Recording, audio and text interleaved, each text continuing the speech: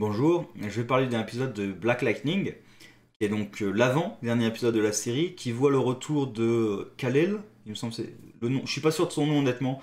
Il me semble que c'est Kal-El, qui est l'ex-petit copain de la plus jeune fille de la famille Jefferson. J'ai vraiment du mal avec leur nom. Même Jefferson Pierce, j'ai mis un moment à vraiment avoir son nom en entier en tête. Même Gambi, hein, j'ai mis un moment à retenir son nom, je sais pas pourquoi. Je sais pas pourquoi. Bref, il y a le retour donc de Kal-El, si je me trompe de nom, c'est pas grave, qui a récupéré l'usage de ses jambes grâce à une technologie médicale. Donc, je pensais qu'ils avaient peut-être utilisé. Enfin, ils utilisent peut-être la drogue. Je pensais qu'ils avaient utilisé la drogue pour essayer de lui donner pouvoir, un truc comme ça. Non, justement, parce que ils essaient de mettre au point une drogue efficace pour donner des pouvoirs, donc ils n'y arrivent pas si facilement. Même si, bizarrement, Tobias, apparemment, y arrivait avec Lala. Donc il contrôle la drogue maintenant ou ça c'est un point litigieux. Il a eu un coup de chance, il a testé ça avec plusieurs et ça a marché avec Lala, ou vraiment c'est quelque chose qu'il cherchait avec Lala en particulier. Je sais pas et je sais pas si on aura une réponse. Mais bref, Khalil donc il a retrouvé l'usage de ses jambes grâce à une technologie. Moi j'adore quand il monte son dos avec plein de d'implants métalliques, c'est cool hein. Ouais, enfin c'est cool, ça fait peur surtout, c'est inquiétant quand même. C'est plus inquiétant que cool, non? Bon. Et ce que j'ai bien aimé avec Khalil, c'est que. Alors, il fait un peu le con avec le proviseur, bon, mais il en veut pas à Lightning. C'est-à-dire, quand Tobias est allé le voir pour lui dire que c'était la faute de Lightning et tout, moi ça m'avait saoulé parce que, objectivement, dans cette situation, alors quand t'es sous l'effet de la douleur, du fait d'être paralysé et tout, oui, tu peux être un peu chamboulé, on peut te manipuler, d'accord. Mais objectivement, quand tu regardes la situation, il y a un mec qui avait mitraillé la foule. Lightning est arrivé, il l'a arrêté. Donc déjà sans Lightning, il serait mort. Et ensuite, celui qui a tiré, il tirait pour tuer le révérend. Donc je veux dire, c'est plus la faute du révérend d'ailleurs qui a mobilisé pour la marche que Lightning. Et personne l'obligeait à venir à la marche non plus. Il est venu avec sa copine. Donc à la limite, c'est la faute de sa copine aussi. Voilà. Et là, apparemment, il en veut pas Lightning. Enfin, dans cet épisode, je me souviens pas l'avoir vu rejeter ses problèmes sur Lightning. C'est plutôt que maintenant, bah, il est aux ordres de Tobias. Il est dans sa main maintenant. Il y a la scène où il veut refuser d'obéir à ses ordres et d'attaquer le lycée. Et voilà, on comprend que Tobias le tient, clairement. Donc voilà, je préfère un personnage qui a pris une mauvaise décision, enfin, quoique. Honnêtement, dans sa situation, marcher ou ne pas marcher, voilà quoi, il n'avait pas vraiment le choix. On a toujours le choix, mais quand même, voilà, c'est quand même trop tentant. Et il a passé un pacte avec le diable, et maintenant, bah, il doit lui obéir. D'ailleurs, j'ai envie de dire, il doit lui obéir. À la rigueur, il pourrait s'allier avec Lightning et compagnie. Je veux dire, à la rigueur, pourquoi est-ce qu'il devrait lui obéir? On imagine que, comme c'est lui qui a posé la technologie, ils peuvent couper le truc, ou peut-être qu'il a besoin de maintenance, du coup il a besoin d'à chaque fois d'être réparé. Quoi. Donc voilà, on peut imaginer qu'il ne peut pas le trahir parce qu'il est menacé derrière. C'est pas dit clairement, mais on peut l'imaginer. Je pense que c'est le cas. Mais je préfère cette façon-là. Sinon, ben, qu'est-ce qu'on apprend dans l'épisode? On apprend que Tobias manipule tout. Il manipule Lala, donc c'est lui qui l'a fait revenir. Donc la question c'est, est-ce que c'était volontaire de faire revenir Lala? Est-ce que c'est un truc qu'il a testé avec d'autres? Parce que là, comme il le contrôle vraiment, il a implanté une espèce de contrôle mental en tête. Donc ça a l'air d'être vraiment dirigé sur Lala. Mais du coup, ça veut dire qu'il maîtrise la technologie, la chimie qui permet de donner des pouvoirs. C'est ce que veut faire le gouvernement. C'est ça le truc qui me paraît un peu bizarre, c'est que le but de l'opération gouvernementale, c'est de mettre au point la technologie chimique pour donner des pouvoirs. Or, Tobias a l'air d'y avoir réussi. Donc moi, ça crée un truc un peu bizarre. Ou alors il a eu un coup de chance sur Lala, c'est possible aussi. Ou il a découvert que Lala avait des pouvoirs et du coup il l'a utilisé. Enfin, voilà, je sais pas. Et là, comme il reste un épisode, je pense pas qu'on va l'apprendre. Et aussi, un truc un peu con, c'est que Tobias veut se débarrasser de celui qui est au-dessus, donc. Sauf que, normalement, c'est une opération gouvernementale.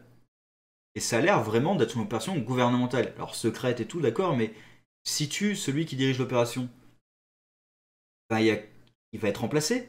Bah, il y a quelqu'un au-dessus de lui, de toute façon. Si c'est une opération gouvernementale, il sera toujours remplacé à un moment ou un autre, de toute façon. Donc c'est un peu bizarre de dire je vais le tuer, comme ça c'est moi qui vais diriger l'opération. Ça me paraît un peu simpliste en fait comme façon de penser. Enfin, il a pas affaire à un gang adverse, il a affaire à une cellule gouvernementale. Mais bon, ça fait plaisir de revoir Tobias qui en plus gère à peu près toute la situation. Et comme ça permet aussi de raccrocher justement le truc des gangs avec l'organisation gouvernementale. Par contre, ça m'inquiète un petit peu dans le prochain épisode parce que ils vont pas pouvoir régler toutes les histoires. Clairement, ils vont pas réussir à tout régler. Donc, soit ils vont rusher certaines des histoires, alors soit ils vont s'intéresser qu'à certains arcs qu'ils vont régler, soit ils vont en rusher, soit aussi, je pense tout simplement, ils vont nous laisser sur un cliffhanger. Ou quelque chose dans le genre, peut-être pas un cliffhanger, mais voilà, ils vont nous laisser sur quelque chose d'inachevé. J'imagine Tobias qui réussit à prendre le contrôle de la cellule gouvernementale. Je pense que l'histoire avec Kal-El, je pense pas qu'elle sera réglée dans le prochain épisode. C'est possible, mais j'en doute fort.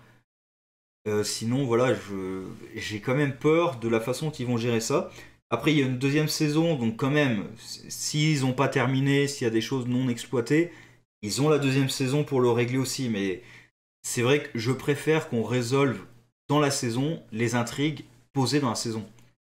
Tout, peut-être pas, mais en majorité, quoi. Par exemple, Tobias, j'aurais aimé que ce soit réglé dans la saison 1. Qu'il soit arrêté, par exemple, ou à la limite que son existence, que le fait qu'il soit en vie, soit révélé ou quelque chose comme ça. Que le groupe gouvernemental soit terminé, qui mette un fin ou qui révèle la vérité sur ce groupe-là, sur les expériences qui ont été faites, donc ça. Là, j'ai quand même l'impression qu'il y a beaucoup, beaucoup de choses qui ne seront pas réglées dans cette saison. Et voilà, moi, ça me dérange. Par exemple, la fille, la vice-principale, la vice-proviseure, pardon, le proviseur adjoint, qui a trahi Jefferson et même à peu près tout le monde. Alors oui, elle est quasiment invisible dans quasiment toute la saison en fait.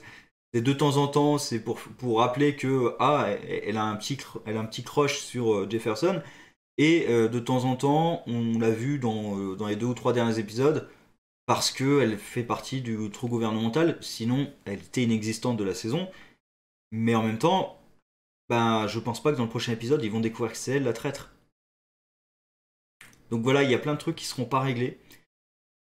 Et sinon, oui, il y a la gamine, la plus jeune, qui a fini par accepter ses pouvoirs parce que elle s'en est servie pour sauver son père. Après, il y a le côté de la mère qui veut me guérir. Ça recrée du conflit avec le père. Mais là aussi, c'est le problème, c'est que les personnages ne parlent pas. Si la mère avait juste parlé à Jefferson pour lui dire tiens, j'analyse ça pour notre fille pour voir s'il y a des problèmes de santé et tout, essayer d'isoler, parce qu'il y a ça aussi. Il y a peut-être des problèmes de santé. Même la gamine, tout de suite, elle a pensé à d'éventuels enfants. C'est possible. Donc rien que la mère, elle pourrait dire à Jefferson, je fais des tests parce qu'on ne sait jamais s'il y a des problèmes de santé sur elle. En plus, alors ça ils le savent pas, mais on découvre que les autres gamins, ils meurent. Ceux qui ont à qui on a injecté le vaccin, le faux vaccin, ils meurent à cause de leur pouvoir. Donc oui, en l'occurrence, c'est intéressant, c'est intelligent de faire des expériences sur sa fille, des relevés, des prises de sang et tout, pour savoir si elle a un risque. Mais elle aurait pu lui en parler. Et même lui, là, au lieu de s'énerver tout d'un coup, il pourrait lui en parler aussi. Il pourrait dire, voilà, j'aime pas que tu aies pris une décision toute seule, mais on peut en discuter. Qu'est-ce que tu cherches à faire? Parce que même elle le dit, c'est que de toute façon, on va pas trouver une solution du jour au lendemain. Même si tu isoles un gène, déjà un gène, j'y crois pas trop à un gène. En général, c'est plutôt un ensemble de gènes quand même, et c'est assez volumineux. C'est pas parce que tu isoles les gènes en question que tu peux réussir à faire quoi que ce soit.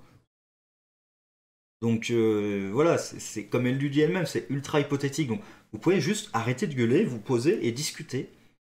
Ça, c'est un truc qui met. Alors je sais, en vrai, ça arrive, hein.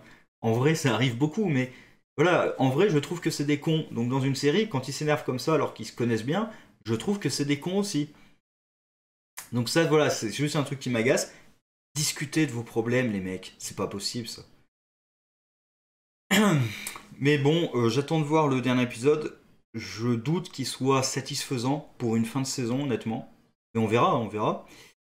Et je pense qu'il faudra attendre la saison 2 pour régler la plupart des problèmes.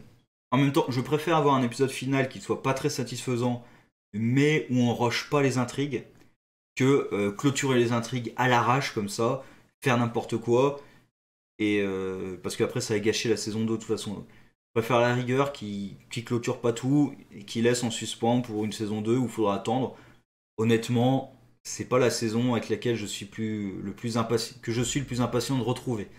J'ai réussi à faire une phrase correcte. Il y a d'autres saisons, il y a d'autres séries où là, j'ai vraiment envie de connaître la suite. Là, honnêtement, je peux attendre un an ou deux avant d'avoir la suite. Honnêtement. Sur ce, au revoir.